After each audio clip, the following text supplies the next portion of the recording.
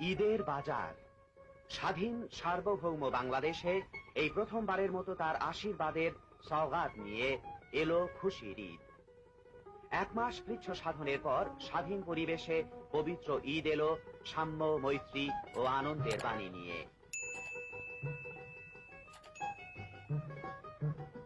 দেশের সকল মসজিদ ও ঈদগাহে অনুষ্ঠিত হলো ঈদের জামাত।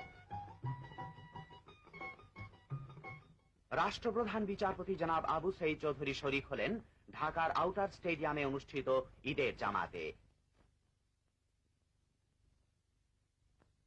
ধানমন্ডি ময়দানে সকলের সঙ্গে ঈদের নামাজ আদায় করলেন প্রধানমন্ত্রী বঙ্গবন্ধু শেখ মুজিবুর রহমান।